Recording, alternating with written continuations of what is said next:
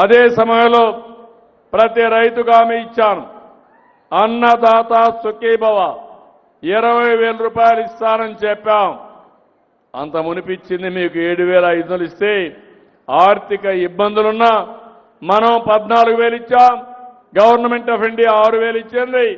మొత్తం ఎన్డీఏ 20,000 రూపాయలు ప్రతి ఒక్క రైతుకి ఇచ్చే కార్యక్రమానికి శ్రీకారం చుట్టాం.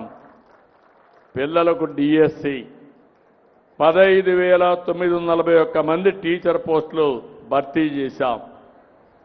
5 ఏళ్ళు ఒక టీచర్ పోస్ట్ భర్తీ చేయలేదు.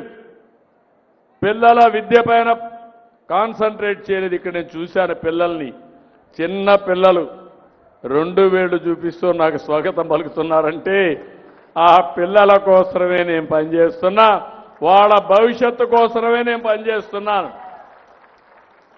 తొందరలో ఇంకో పాలసీ కూడా తీసుకొస్తాం. మన రాష్ట్రంలో చిన్న పిల్లల సంఖ్య తగ్గిపోతా ఉంది. ఈరోజు మీరందరూ చూసే ఒకప్పుడు ఎక్కడ చూసినా పిల్లలంతా కూడా కళకళలాడుతూ ఉండేవారు. ఇప్పుడు చదువుకున్న వాళ్ళల్లో మార్పు వచ్చింది. ఆ మార్పు పిల్లలు వద్దనుకొని అసలు పిల్లలు కనడం మానేస్తున్నారు. ఇది ప్రమాదం.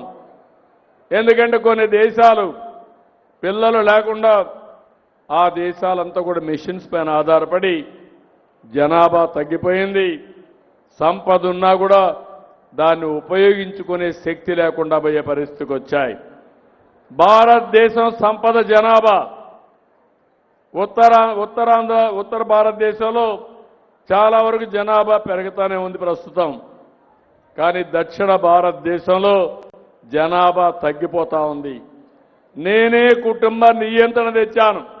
మళ్ళీ ఈరోజు విజ్ఞప్తి చేస్తున్నా, ప్రతి ఒక్క కుటుంబంలో యంగ్స్టర్స్ అందరూ 2 కానీ 3 పిల్లలు ఉండే విధంగా జాగ్రత్త తీసుకుంటేనే భవిష్యత్తు ఉంటుంది.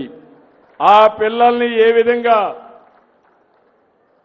పెంచాలి, భవిష్యత్తు రావాలి, దానికి ప్రభుత్వం కూడా పూర్తిగా సహకరిస్తాం. ఉద్యోగాలు కల్పిస్తాం, మంచి చదువు కల్పిస్తాం, ఎలాంటి అనారోగ్య సమస్యలు లేకుండా చూస్తాం, పరిశ్రమలకు ప్రాధాన్యత ఇస్తాం. ఇవన్నీ కూడా చేస్తామని చెప్పి నేను మీకు తెలియజేస్తున్నా. ఇంకో పక్క నేను 3 విషయాలు చెప్పాను. ఒకటి, సూపర్ 6 సూపర్ హిట్ చేస్తామని. 2, అభివృద్ధికి పరుగులెత్తిస్తానని ఆ రోజు హామీ ఇచ్చాను. ఈరోజు మీరు చూస్తే విశాఖపట్నం కేంద్రంగా అనేక అభివృద్ధి కార్యక్రమాలకి శ్రీకారం చుట్టాం.